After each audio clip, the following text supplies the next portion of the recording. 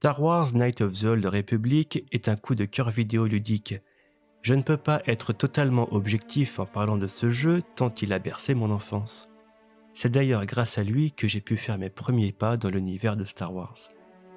Je me souviens encore de l'émerveillement que j'ai pu ressentir lorsque je l'ai déballé à mon 11e anniversaire. La Xbox a été ma première console et Star Wars Knights of the Old Republic mon premier coup de cœur. Le jeu débute par la création de notre personnage, soldat, éclaireur ou voyou, libre à vous de vous spécialiser selon votre approche. Combat au corps à corps, à distance, piratage informatique et j'en passe.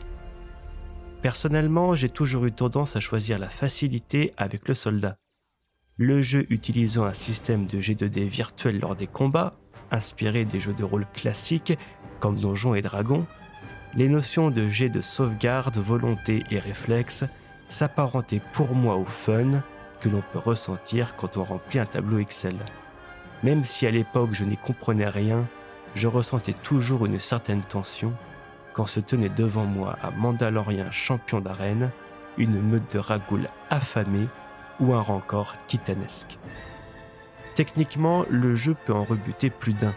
Les graphismes ont peut-être mal vieilli, le jeu est sorti en 2003 je le rappelle, ainsi qu'un gameplay pouvant sembler rigide au premier abord, mais malgré moi j'y reviens toujours. Aucun jeu Star Wars n'a réussi cet exploit de vous plonger aussi bien dans l'univers de George Lucas. Au fur et à mesure de notre progression, nous faisons la rencontre de personnages hauts en couleur, avec une histoire et un alignement bon ou mauvais qui leur sont propres. Par exemple, Mission Vao, une orpheline ayant grandi dans les bas-fonds de Taris avec son ami Zalbar, tous deux sont prêts à explorer le moindre recoin de la planète en quête d'aventure. Canderous Ordo, un mercenaire rescapé des guerres mandaloriennes, désireux de rebâtir son clan, ou aussi le droïde HK-47, une machine à tuer froide à l'humour noir. Ah bon? Je croyais que la catégorie des sacs à viande à laquelle vous appartenez était flattée d'être appelée ainsi. J'ai dit ça tout haut? Veuillez m'en excuser, maître. Même si vous êtes un sac à viande, je ne devrais pas vous appeler ainsi. Je suppose que nous en sommes tous réduits à cela.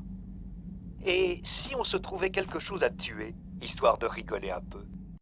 Et d'autres personnages dont je vous laisse découvrir la subtilité par vous-même. Car c'est bien vous qui choisissez quelle relation vous souhaitez entretenir avec vos compagnons. Vos choix ont un impact direct sur la façon dont vous serez perçu. Et ils n'hésiteront pas à commenter vos décisions tout au long du jeu. Certains peuvent vous trahir ou vous suivre jusqu'à la mort. Le choix vous appartient. Le scénario débute par l'attaque du vaisseau Underspear, en orbite au-dessus de la planète Taris. Le personnage principal se réveille en sursaut durant l'abordage et doit se frayer un chemin vers les capsules de sauvetage au plus vite. Au passage, il fait la rencontre de Carson-Assi, un ancien héros de guerre de la République. À notre réveil, Kars nous apprend que nous devons partir à la recherche d'une jeune Jedi du nom de Bastila. Son pouvoir de méditation de combat pourrait à lui seul décider de l'avenir de la galaxie, face à la menace des Sith et de leur chef, Dark Malak. Une fois la Jedi sauvée des griffes de Brejik et de son gang dans la ville base de Taris, le groupe parvient à récupérer un vaisseau du nom de Ebon Hawk et à fuir la planète malgré les bombardements de la flotte Sith ordonnés par Malak. Une fois le danger écarté, le groupe trouve refuge sur la planète d'Antwin, où le Conseil apprend à notre héros la voie des Jedi.